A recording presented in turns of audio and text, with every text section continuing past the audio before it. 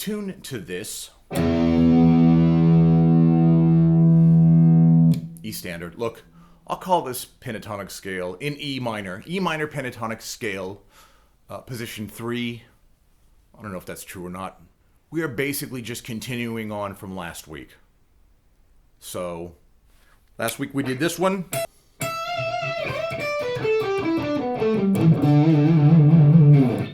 Now, if you don't like doing it, look, I'm allowing you.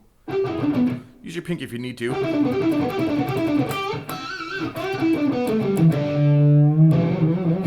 We're doing the one after that. So we've got high E, we've got 10-7, and then we've got B string, 10-8.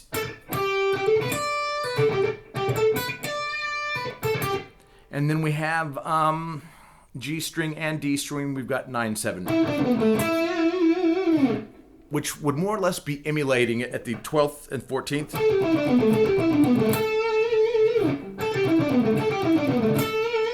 So it is full steps, but because of the way that the G and the B are tuned,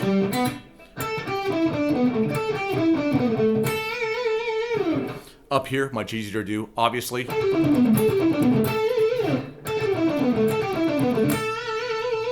What are you gonna do? And then on the A and low E, you've got 10-7 again. So high E, you've got 10-7, and then on these lowest two strings, 10-7. So you can kind of think of it that way. Things I would probably work on are these sixes, these Ace Frehley 6-noters. That might give you a bit of trouble because your first finger here is doing the half step travel.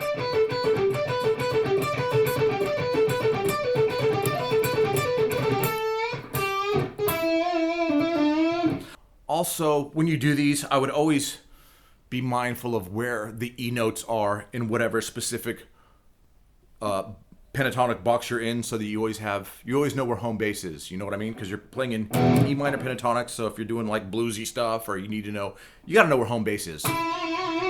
Or you need to know at least where to bend up to where an E note is. So you got a D note here. You can bend up from, D to E, because there's an E here. There's an E note here.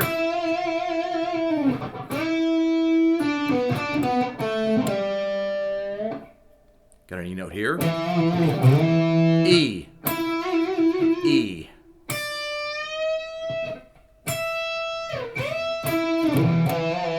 And you've got this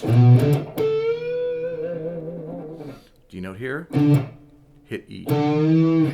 I would also subtly encourage you to use the fingers that I'm using, and maybe use your pinky down at the low E and A strings, unless you're, yeah.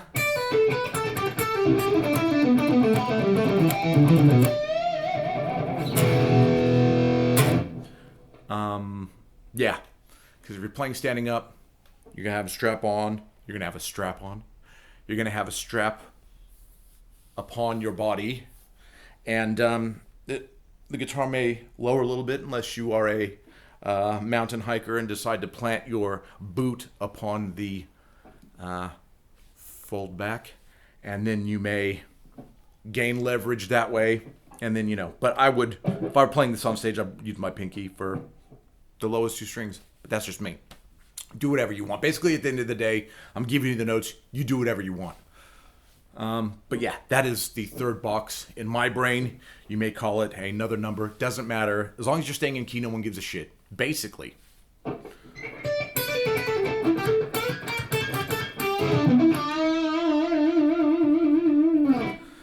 Also, a good reminder to start mapping out in your head what bends sound good. Obviously, bending D to E is like a smart choice. I mean, you can bend E to G, but you're bending a minor third bend, which is E to G. It's a step and a half.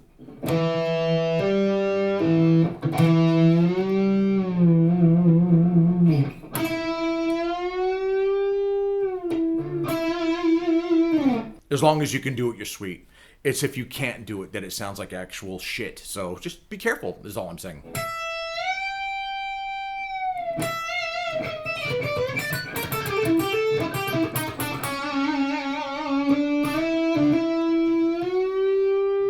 Eddie loved bending from E to G and using his whammy bar, but I digress once again. Anyways, so that is the...